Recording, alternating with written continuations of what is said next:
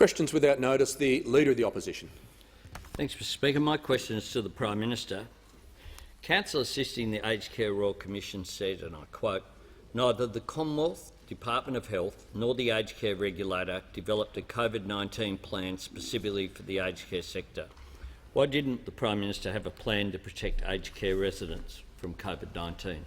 The Prime Minister has the call. Thank you, Mr Speaker, because we had a plan, Mr Speaker, and we reject the assertion that has been made and have done so in evidence to the Royal Commission, Mr Speaker, by the Secretary of the Department of Health. On the 18th of February, the overarching plan for management of COVID-19, the Australian Health Sector Emergency Response Plans for novel coronavirus COVID-19 was released. On the 27th of February, the pandemic was declared and the response plan was activated. On the 2nd of March, the Aged Care Quality and Safety Commissioner wrote a letter to all aged care service providers regarding planning and preparing for COVID-19. On the 6th of March, the Aged Care Preparedness Forum was held with Minister Colbeck, the Chief Medical Officer, and the aged care sector. On the 13th of March, the Communicable Diseases Network Australia published the National Guidelines for the Prevention, Control and Public Health Management of COVID-19 outbreaks in residential aged care facilities. On the 17th of March, the Medical Expert Panel, the HHPPC, released recommendations to residential aged care facilities, ensuring they are prepared to manage outbreaks for COVID-19. On the 28th of March, the CDNA published an updated COVID-19 guidelines for outbreaks in residential care facilities. Updated focuses on clinical presentation in older people and infection control guidance. On the 2nd of April, there was a guide to outbreak management and guidance on alerting the department about confirmed COVID-19 cases in aged care that was released.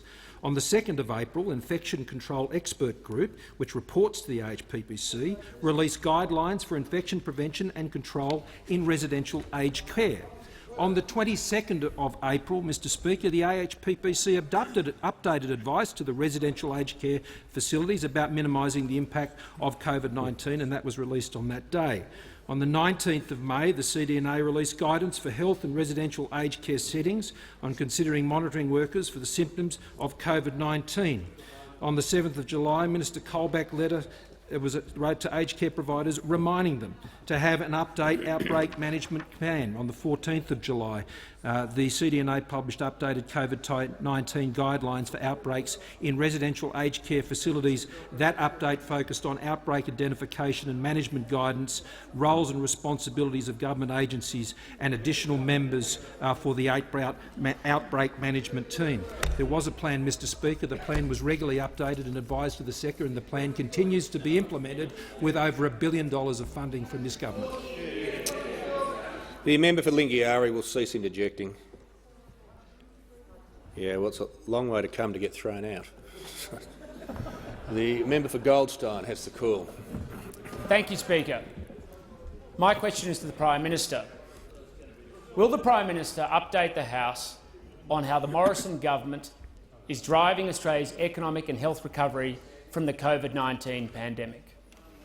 The Prime Minister has the call. I thank the member for Goldstein for his question, Mr Speaker, and I was very pleased to join the member for Goldstein when we connected with thousands of residents in his electorate as we sent our support to those in Melbourne, in particularly in his community, to provide them not just with the answers to their questions as they raised them on our telephone town hall meeting, Mr Speaker, but also to give them encouragement, to thank them for the sacrifices they are making each and every day.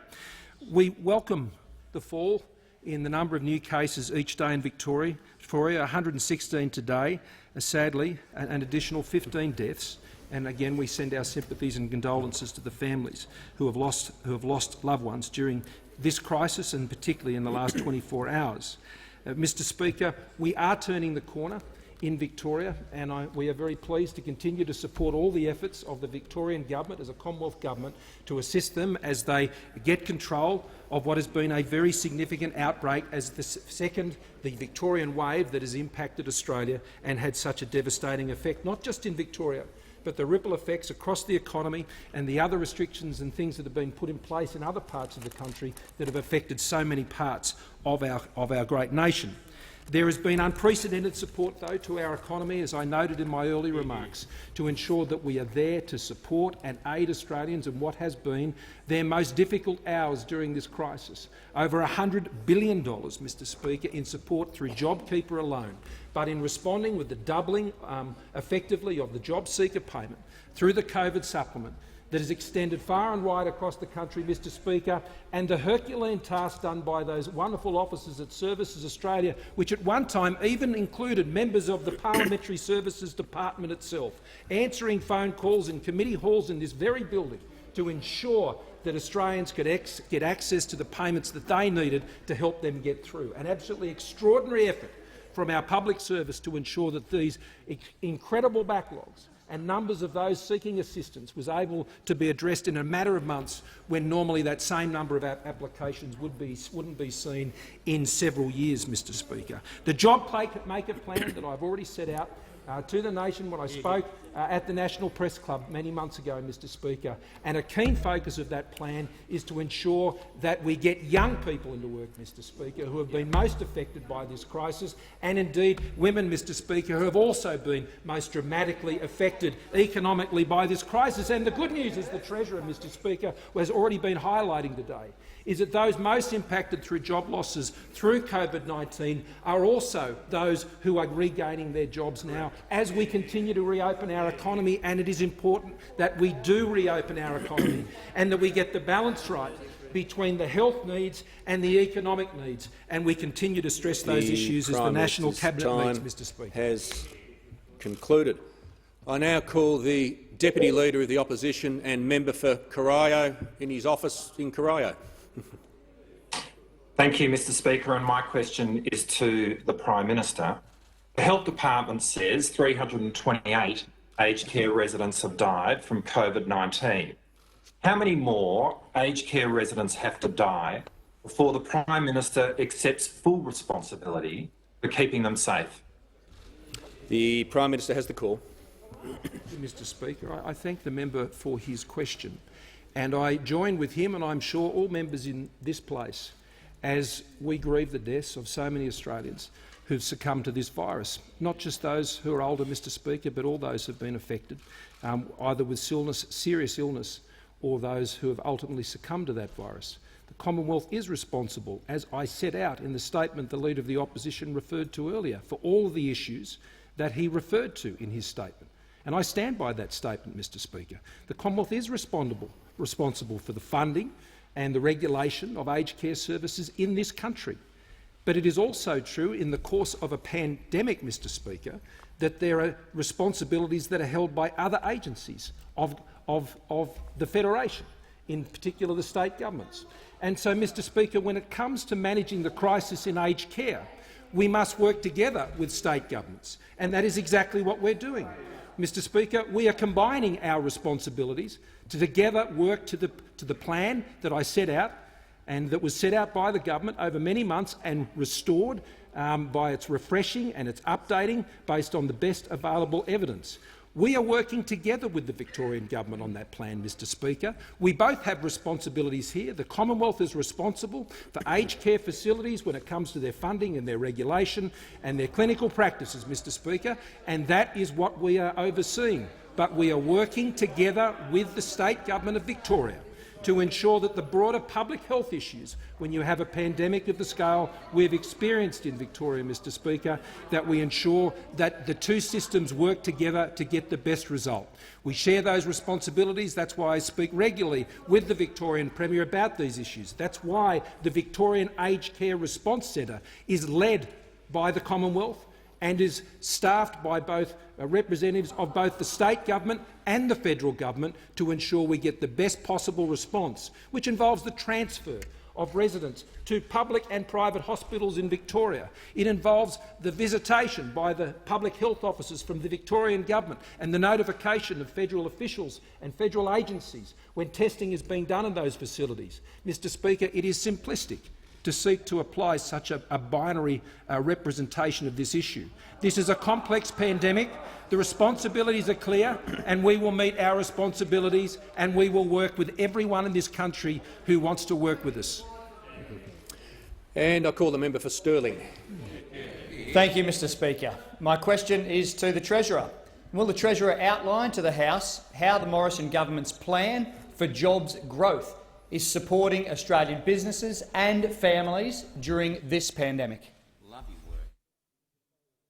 The Treasurer has the call. Thank you, Mr Speaker. I thank the member for Stirling for his question and acknowledge his distinguished service as an officer in the Australian Army, including serving abroad as well as in the private sector before coming to this place. Now, Mr Speaker, COVID-19 is a wrecking ball through the global economy. It's helped destroy some 500 million jobs, and according to the World Bank, we will see more economies contract this year as a result of COVID-19 since 1870. More countries will see their economies contract since the year 1870, Mr Speaker. Now, in relation to us here in Australia, the economic cost has been very high, and it's the highest right now in the state of Victoria, where people are doing it extremely tough with the stage 4 restrictions, and that's why, as the Prime Minister has outlined, we're providing every resource, either on the health side or also on the economic side, as possible. But, Mr Speaker, we are also seeing, outside of Victoria, the jobs starting to come back. Mr Speaker, our effective unemployment rate is at 9.9% today. It was 14.9% in April, Mr Speaker. In the last 2 months, we've seen 340,000 new jobs. 340,000 jobs have come back, Mr Speaker, and importantly, 58% of those went to women and 44% of those jobs went to young people, Mr Speaker. And we're seeing particularly strong growth in the state of New South Wales. And of the 1.3 million people who either lost their jobs or had their hours reduced to 0, more than half have now come back. Around 700,000, Mr Speaker. So there is a light at the end of the tunnel. The road will be bumpy, the road will be long, there is great uncertainty, but there is a light at the end of the tunnel. And this is where the JobMaker plan is doing its work in trying to get people back into work, with tax incentives, including the accelerated depreciation at 50%, including the extension of the instant asset write-off. What we're doing in bringing forward around $10 billion worth of infrastructure projects, 340,000 new positions and places, Mr Speaker, in terms of skills training and education, Mr Speaker. The work that we're doing to make it easier for businesses to stay in business, whether it's e-signatures and virtual AGMs, or the work that the State Treasurers and I have been doing in relation to harmonising occupational licensing, Mr Speaker. And of course the 50% wage subsidy for apprentices, and some 180,000 apprentices will benefit. This is the JobMaker plan.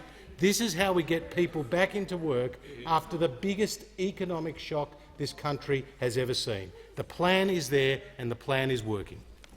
The Leader of the Opposition. Thanks, Mr Speaker. My question is to the Prime Minister, and I refer to his answer to my previous question, in which the Prime Minister claimed there was really an aged care plan for COVID-19, even though his own Royal Commission, with all its resources, days of expert evidence and access to documents, couldn't find it. After 328 aged care residents have died, why should Australians believe the Prime Minister instead of his own Royal Commission? The Prime Minister has the call. Speaker, I have set out very clearly before this House the plan, its updating of that plan, the communication of that plan and the implementation of that plan, Mr Speaker. And I'm invited to outline the timetable, Mr Speaker, again. And, Mr Speaker, if the members would like me to do that, I will go through it all again, if it would be of assistance to the House, Mr Members Speaker. on my left. But, Mr Speaker, we have set out very clearly that plan.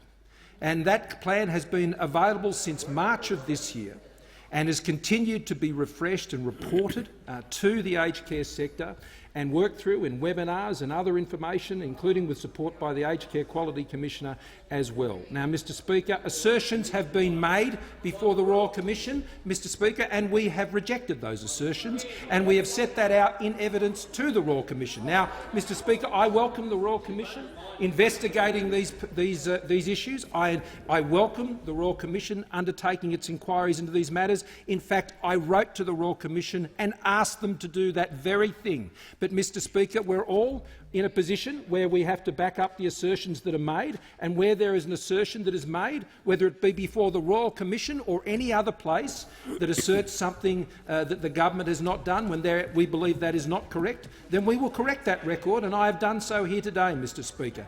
And what has occurred, when we reflect again that, Mr Speaker, 97% of the aged care facilities in this country have had no COVID cases amongst residents. 97%. Now, Mr Speaker, as I said before, there has been 16 members on my left where there have been a significant impact, and, Mr Speaker, there has been an even smaller number where there has been an unacceptable outcome. And that is indeed true. But in the 97% of those facilities, Mr Speaker, I know that residents and I know that families and others know that even Mr Speaker, in those facilities where there have been some COVID cases, they've been extremely well managed, and that is a tribute to those aged care workers and all of those who are working to keep those facilities safe in terms of transferring of residents and providing the care that is needed in those facilities and getting those arrangements in place. So we'll continue to implement that plan. That plan is supported by more than $1 billion of additional investment in aged care supports, Mr Speaker, and we will continue to invest what is needed to ensure that our residents in our aged care are given the dignity and the care that they deserve. And I call the member for Indi. Thank you, Mr Speaker. My question is to the Prime Minister. For the past 7 weeks, the closure of the New South Wales-Victorian border has upended the lives of thousands of people. There is confusion, frustration, despair. In a national crisis, the role of the Prime Minister is to provide leadership to solve problems for all Australians. But yesterday, the Agriculture Minister said the closures made him feel like a forgotten Australian. According to your own minister, the coalition governments in Canberra and Sydney have forgotten people in border communities. Prime Minister, what will you do as the national leader to resolve this border crisis? The Prime Minister has the call. Thank you, Mr Speaker. I thank the member for her question, and I thank her for her participation in the many exchanges that have taken place by members of this place that represent border communities in New South Wales and in Victoria, but particularly those in Victoria who have been obviously more impacted, most impacted, whether it's to access work or important medical services in South Australia or in New South Wales. And ever since the decision was taken, which was an exception, I must say, of all the other border arrangements that have been put in place internally in this country, in New South Wales and Victoria, both premiers and I sat down, on the phone, and spoke about what needed to happen next, given the serious outbreak that was occurring in Victoria. The medical evidence supported, indeed necessitated, that firmer restrictions be put in place to contain the spread of what has clearly been the most significant outbreak of the virus that we have seen in Australia. Now, the restrictions that have been put in place also involved a border commissioner being established to ensure that issues as they arose could be worked through. And there have been many, as I know the member for Indi knows. And that's why I welcome, following the direct representations that have been made by the Commonwealth, including by the Minister for Agriculture, by myself and other ministers, to ensure that the New South Wales government has now extended a 100-kilometre zone in Victoria, which ensures that there can be greater movement coming out of Victoria into New South Wales to access that important job opportunities and access to medical care. Similarly, individual cases I have written at great length to the Premier of South Australia, ensuring that we're getting particularly young people who need direct access to hospitals in South Australia, and the Premier and I are working directly together to ensure that those young kids are getting that attention when they need it, Mr Speaker. So I will continue through the National Cabinet and directly through the office, the work of the Border Commissioner, which members here are very familiar with, to continue to resolve what these knotty issues are because of the establishment of that border. and there are many unintended consequences, and that's why borders in principle within the Federation are not a good idea, and we should avoid having them wherever we possibly can, and they should only be applied when the health advice absolutely demands it. Now, in the case of New South Wales, Victoria, that is regrettably the case. And I know particularly Victorians in Western and Northern Victoria are frustrated that there are no cases in those areas of the community. But it is necessary for those borders to be in place so we can get past this Victorian wave. I look forward when those borders can come down, not just there, Mr Speaker, but when it's safe to do so all throughout the country. And I call the member for Mallee. Thank you, Mr Speaker. My question is to the Deputy Prime Minister and the Minister for Infrastructure, Transport and Regional Development. Will the Deputy Prime Minister please inform the House how the Morrison-McCormack government is supporting local industry and communities, especially those in Victoria, through its $1 billion Relief and Recovery Fund? The Deputy Prime Minister. Thank you, Mr Speaker, and I do thank the member for Mallee for her question, Mr Speaker. She represents a large electorate in north-west Victoria, a third the size of that state, and she has been working so hard for her communities, so hard for those people who want the health and economic outcomes, Mr Speaker, and I commend her for her work with Cross-Border Commissioner James McTavish and others, members of this House and the other place, for the tireless efforts that they've gone to make sure that their communities get the representation and the outcomes that they indeed deserve and need. Mr Speaker, I'm asked about the $1 billion Relief and Recovery Fund. It's been an integral component since May 12 of our economic recovery plan. For those industries, those communities hardest hit by COVID-19. Mr Speaker, it is protecting lives, it's protecting livelihoods.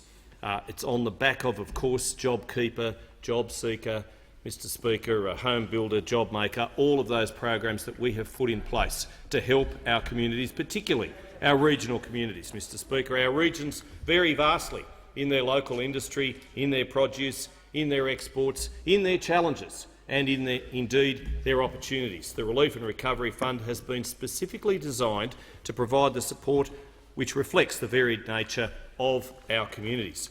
$670 million of support has already been committed through this fund, Mr Speaker. The initiatives, mechanisms and procedures established or increased under the Relief and Recovery Fund are providing support across the nation in such areas as agriculture, the arts, fisheries, tourism and aviation, and such things as the International Freight Assistance Mechanism, IFAM, which has made such a difference.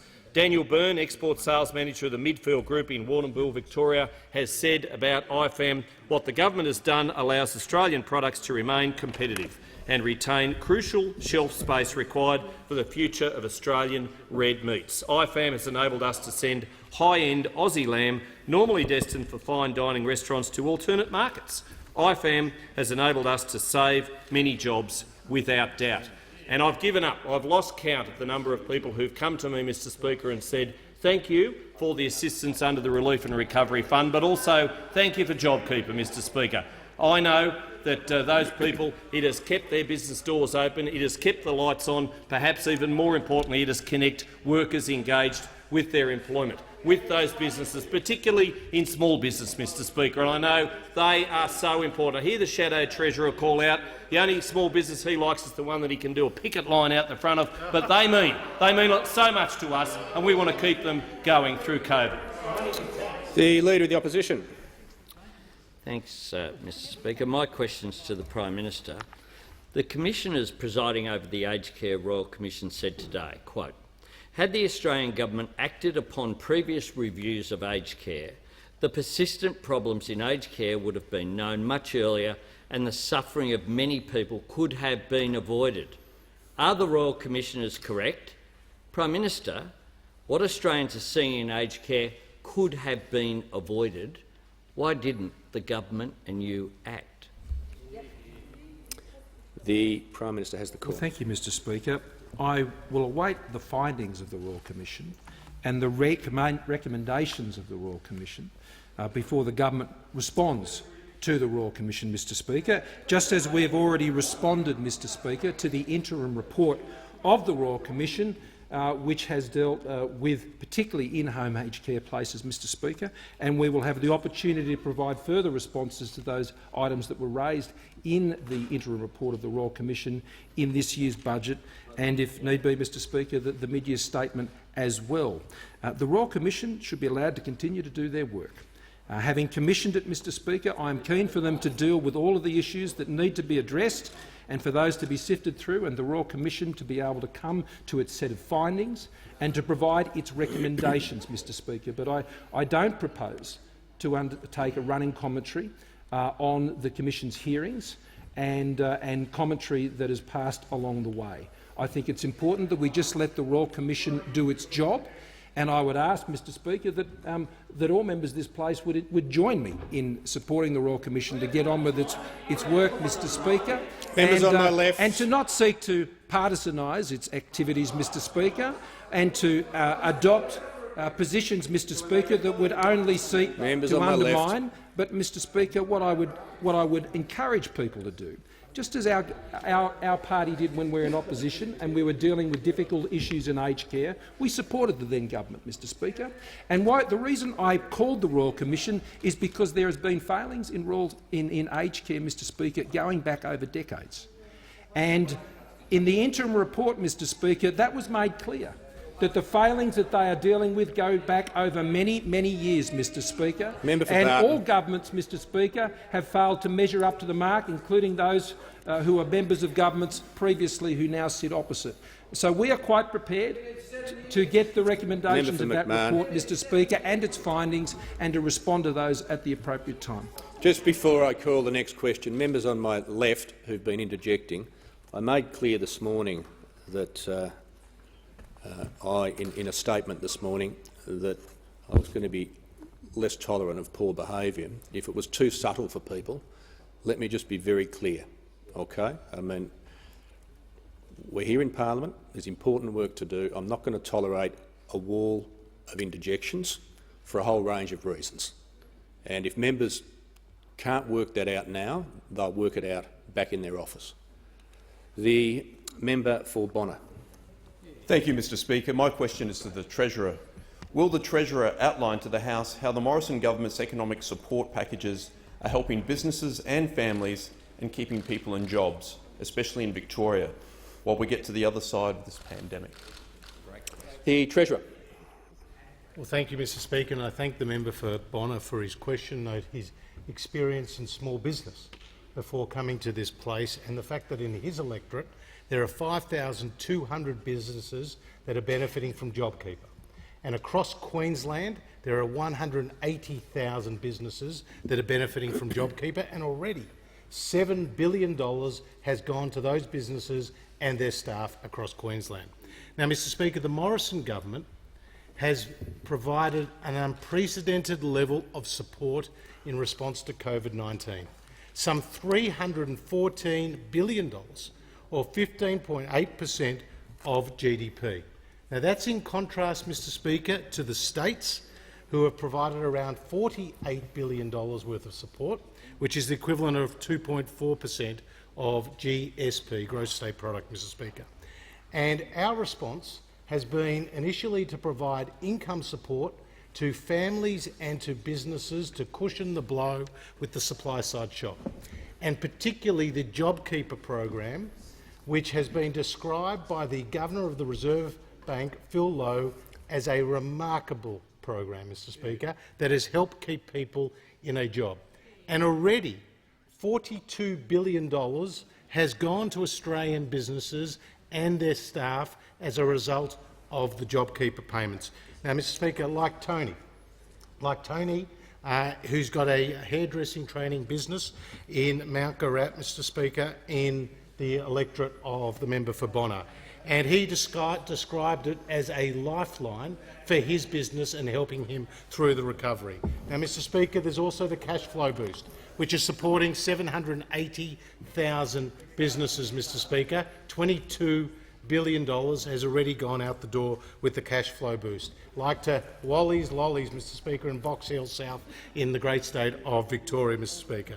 There's also been, through our income support, the coronavirus supplement, Mr Speaker, which has supported 2.3 million people and has seen $9.7 billion out the door, as well as the $750 payments, Mr Speaker, the two $750 payments to 2 million pensioners, as well as many others on income support, and we've already seen $9.2 billion go through that program to Australian households. Now, Mr Speaker, in addition to that income support, there's also the Targeted Home Builder program, there's also the Relief and the Recovery Fund, and of course there's the $1.3 billion of support for the aviation industry, Mr Speaker.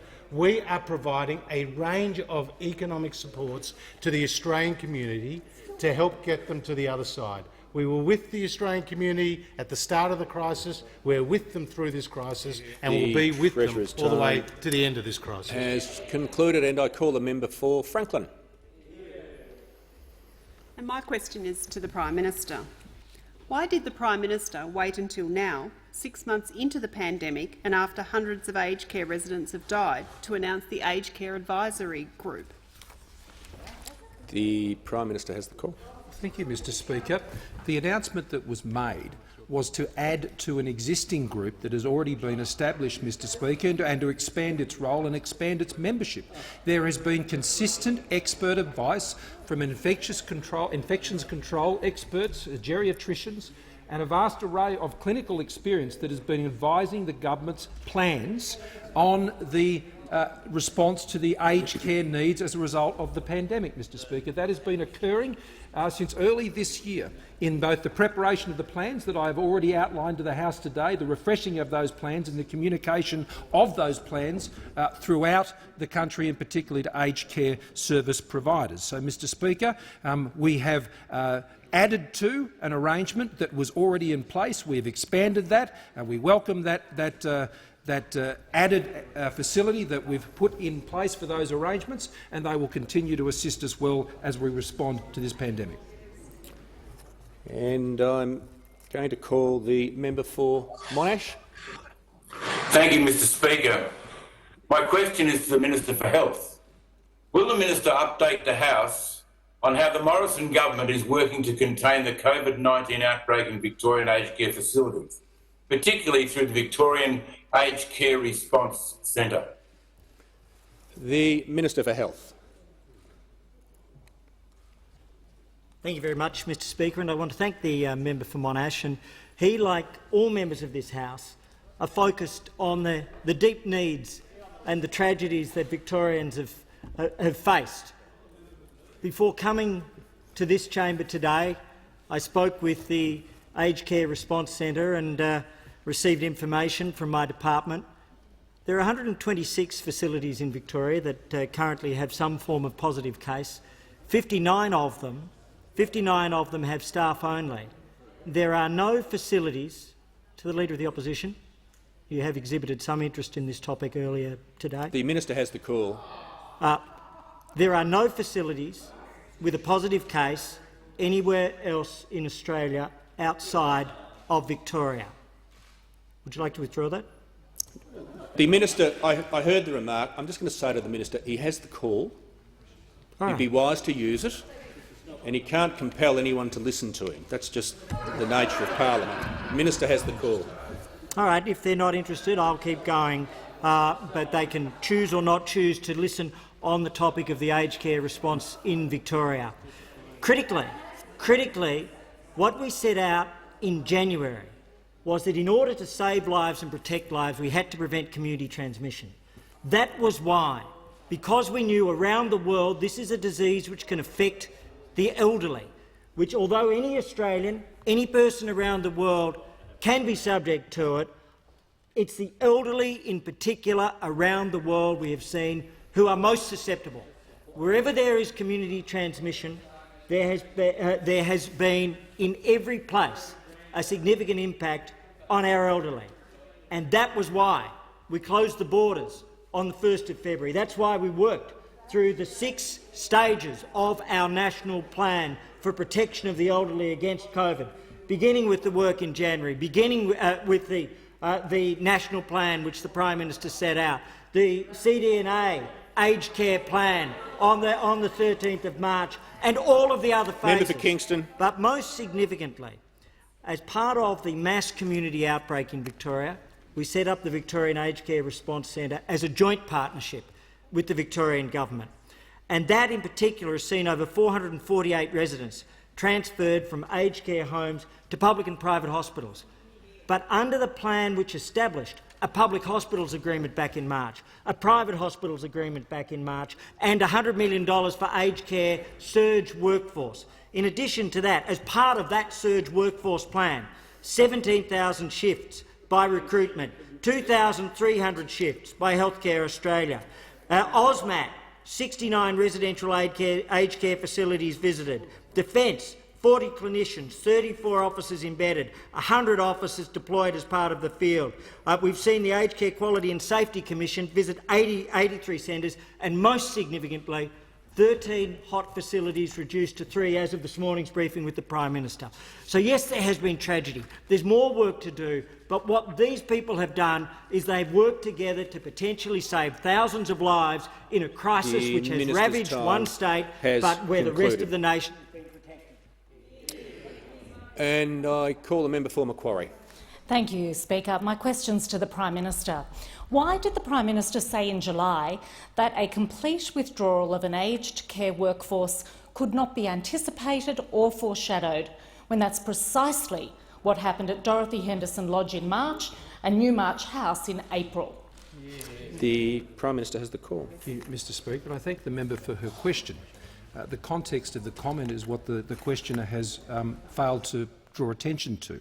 As the Acting Chief Medical Officer pointed out in our joint press conference last Friday, when he was asked the same question, Mr Speaker, what we were referring to at that time was the immediate withdrawal of that workforce, Mr Speaker.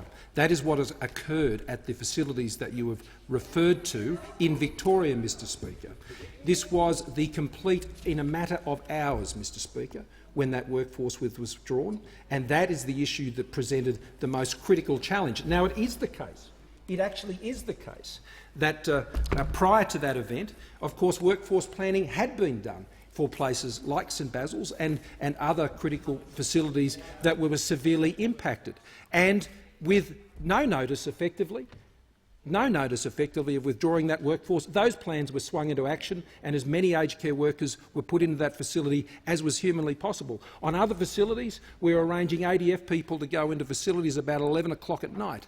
Now, Mr Speaker, what was learnt out of the Newmarch process, as well as Dorothy Henderson Lodge, was the need to ensure that when facilities were dealt with in this way, that there wasn't a complete withdrawal of the workforce. And that is why, following the incidents that occurred at St Basil's and other places, we were able to get an agreement out of the Victorian Government to ensure that that process of complete and immediate withdrawal was not repeated, as it was a key contributing factor to what occurred in that facility. Now, that is an example of how the Aged Care Response Centre has been working each and every day to deal with problems and issues as they have arisen in what has been an extraordinary set of circumstances in Victorian aged care. As the Minister for Health just reminded the House, in every country where there has been extensive community transmission of the virus, it has gone and had devastating effects in aged care facilities. Now, in Australia, 97% of facilities in this country, and just over 90% in Victoria, have had no cases of COVID. Now, Mr Speaker, that compared to the international experience is a testament to the great work that is being done by those officials and those working on the ground to prevent the impacts of this virus when it moves through the community. Mr Speaker, so many aged care workers, and indeed health workers in Victoria more broadly, as I was only being briefed on this morning, when there is community transmission, it affects all workforces, and that includes the health workforces.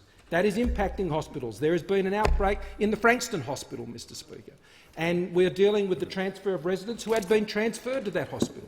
So we will continue to deal with the issues as they arise. We will work together with the Victorian Government to achieve the best results for residents who are in their care. The member for Higgins. Thank you, Mr Speaker. My question is to the Minister for Health. Will the Minister please update the House on the Morrison government's coronavirus vaccine strategy? The Minister for Health.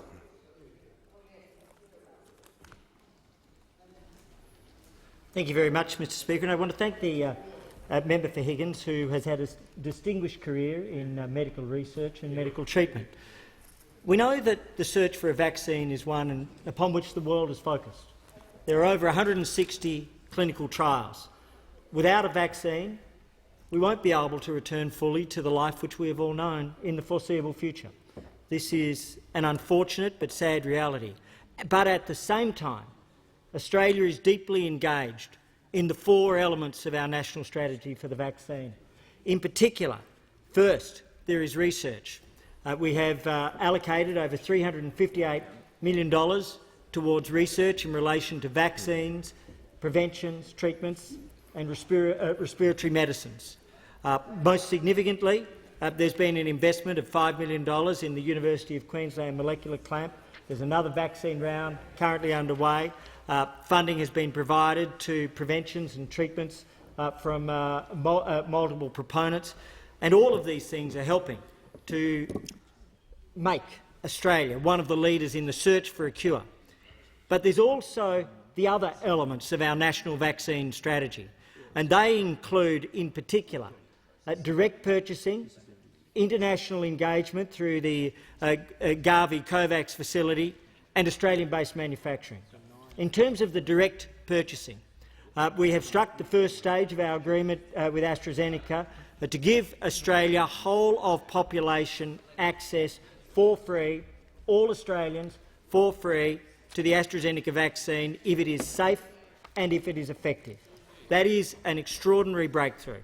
In addition to that, we are under the process of negotiations with other possible vaccine candidates, both within Australia and around the world. Further than that, we have completed the Gavi COVAX facility stage 1, which is the stage to which it has progressed so far, where we have expressed our intent, along with other countries, to participate. And if, as we expect, it proceeds to stage 2 and it acts as a common platform for investment in return for common participation in whichever vaccine is successful, then we will be part of that. And stage 3, of course, is Australian manufacturing, and we are blessed and in a fortunate position with CSL. CSL is part of our national response, and we've been working very closely, not just the department, but the Prime Minister, myself, the Minister for Industry and others have been engaging with CSL. And we are very, very strongly placed to be able to not only acquire vaccines, but to distribute them to the whole of population on the basis of Australian manufacture, and that comes from our National Vaccine Strategy Plan. The member for Franklin. So my question is to the Prime Minister. Can the Prime Minister confirm the government's own report into the COVID-19 outbreak at Dorothy Henderson Lodge warned that even well-managed providers needed help to respond to an outbreak on day 1? And can he confirm he received this report in April, but it was kept secret until the Royal Commission published it this month? And why didn't his government do the things it was told was necessary to keep aged care residents safe?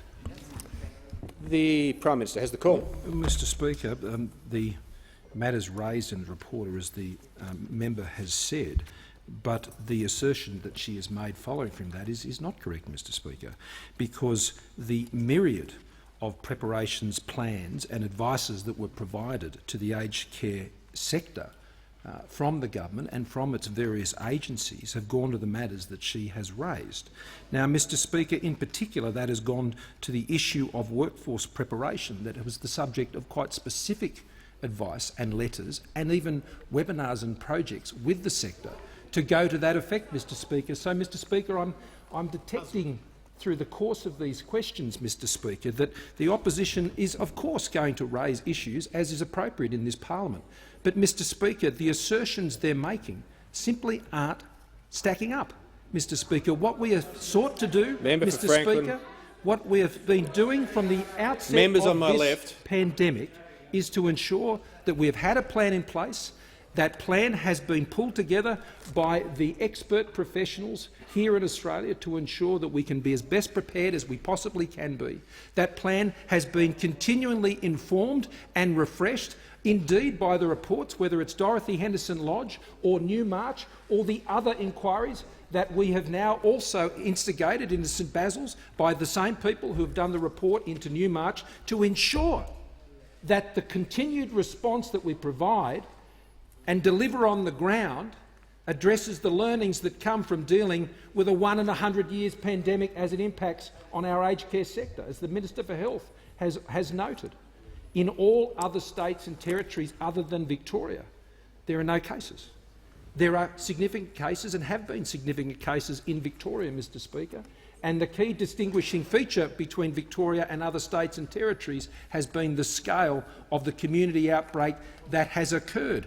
And to that end, Mr Speaker, I commend the New South Wales government and I commend Premier Berejiklian, Mr Speaker, who, through their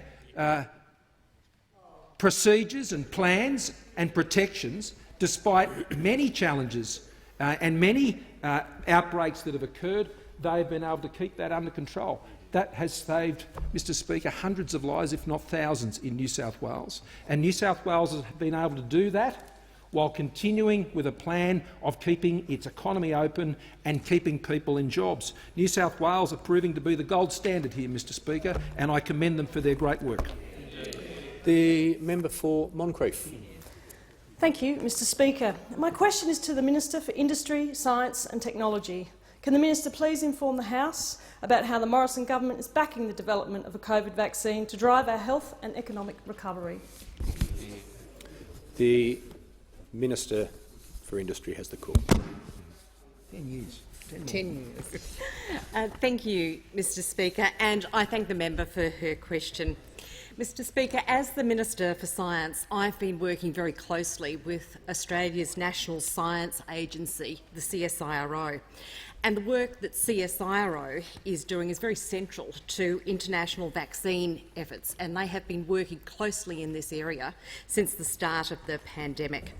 They have been leading evaluation on vaccine candidates from the UK and the US, including the very promising Oxford vaccine. And much of this research work is actually being undertaken at the Australian Centre for Disease Preparedness, which is CSIRO's high containment biosecurity facility in Victoria. And it's actually the only lab of its kind in the Southern Hemisphere. And recently our government invested over $220 million to enhance this very important facility. Now, some of the work that CSIRO has been doing is to evaluate different administration methods of the vaccine to determine which is the most effective method.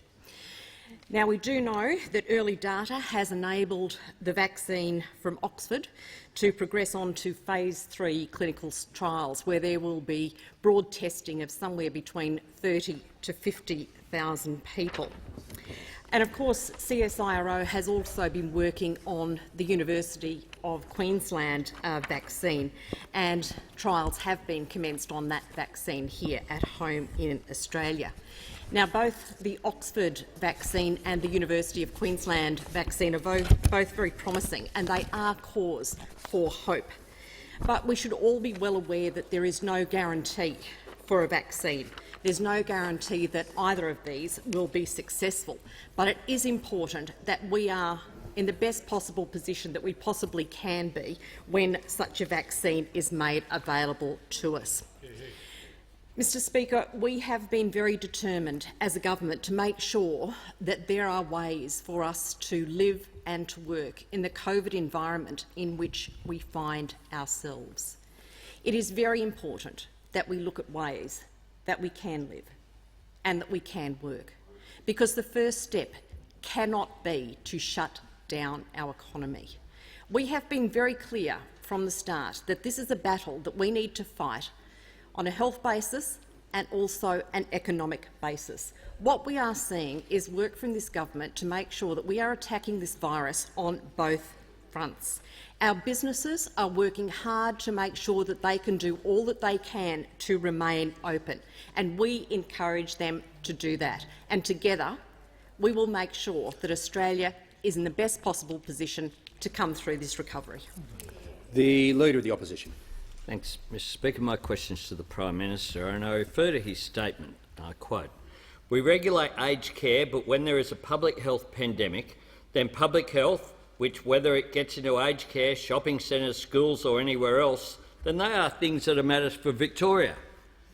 Does the Prime Minister agree there's a fundamental difference between the Commonwealth's responsibility for shopping centres and its direct responsibility for aged care residents? The Prime Minister. Mr Speaker, the Leader of the Opposition can seek to misrepresent those phrases as he chooses in this place, Mr Speaker, but he fails to understand the point that was being made. The Commonwealth is responsible for the regulation and funding of aged care and its clinical practices, Mr Speaker. That is true. That's what happens in aged care facilities. Mr Speaker, what I was referring to was the broader responsibilities of state governments when it comes to the management of public health and pandemics. Now, Mr Speaker, when a state government is responsible for public health and pandemics, then they are responsible for how that applies on all aspects of what occurs in that state. And that includes shopping centres, and that includes public health issues related also to aged care facilities, hospitals, schools, any type of facilities that occur, community sporting facilities, Mr Speaker. Public health is the responsibility of state governments. Now, when there is a pandemic that is reaching into the aged care facilities, Mr Speaker, then there is, of course, an overlap of those responsibilities. The Commonwealth has responsibilities, the state government has responsibilities. And so what we have done is we are working together.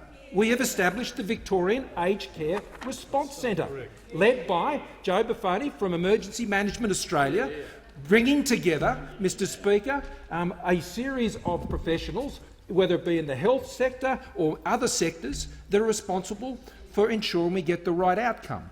And again, Mr Speaker, I remind people, despite the fact that we have had unacceptable outcomes in less than half a dozen facilities, Mr Speaker, and that a total of 16 have been considered to have a significant impact, 97% of aged care facilities in this country have had no COVID infection. 97%, Mr Speaker. And in Victoria, where there has been a significant outbreak, more than 90%, Mr Speaker, have not had a COVID infection. And I think the Victorian Aged Care Response Centre, under Joe's leadership, is doing a great job. And I want to thank the Premier of Victoria for his cooperation, working with me, and the Minister for Health, working with his counterpart in Victoria, Mr Speaker, and the Minister for Aged Care and his counterpart in Victoria, working together to ensure that we can protect lives in aged care facilities and throughout Victoria by working together. I call the member for Boothby. Thank you, Mr Speaker. My question is to the Minister for the National Disability Insurance Scheme and the Minister for Government Services. Will the Minister please update the House on what steps the Morrison government has taken to ensure vulnerable Australians living with disability are supported during the COVID-19 pandemic, especially in Victoria?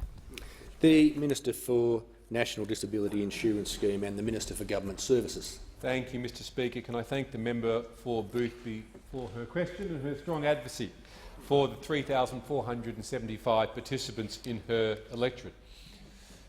Government commenced planning for issues of disability when COVID started striking in February. We've followed this plan. We've been updating it ever since. Disability ministers from around the country gathered on the 18th of March, and we've gathered 4 times together to ensure the needs of people with disability throughout the pandemic were considered and responded to quickly. We established the Disability Information Hotline to provide information and support to people with disability, and then in early April to build on these plans both at the NDIS and at the national state level through the DRC.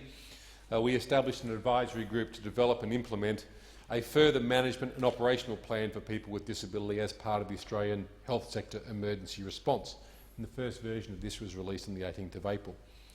We moved quickly to provide access to personal protective equipment, PPE, for self-managed participants and providers from the National Medical Stockpile, where they're able to access if they are unable to access via normal channels. We've allocated currently 1.5 million masks to that area.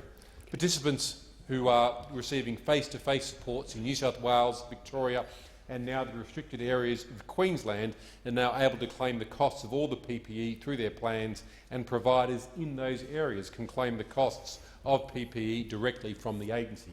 Indeed, in Queensland we put this in place within hours of the public health alert that came out on the weekend.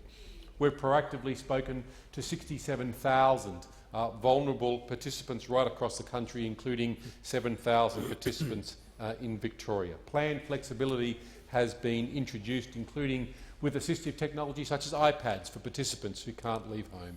For children and families, we've ensured existing core supports can be used flexibly to provide disability-related supports at home to assist participants, or frankly to give mum or dad a break if they're caring for a child at home who would normally be at school.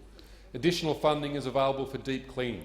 Indeed, in Victoria, we've established 4 very large providers as providers of last resort to ensure additional workforce capacity and support is required immediately if needed, and Aspen Medical has been has been contracted with to provide a clinical first response. The pandemic leave disaster payments are also available, of course, for everyone in Victoria, and we're also working closely with all state governments in terms of their planning, including with Victoria, where we've been part of their Disability Rapid Response Group since the 29th of July. All of these measures are designed to keep people with disability safe and to ensure they continue to receive the supports that they need. And on this note, can I thank all of the state disability ministers for the hard work they're doing with the Commonwealth to ensure we can deliver responsibly. The Prime Minister. Speaker, after extending question time for 25 minutes, I ask that further questions be placed on the notice paper.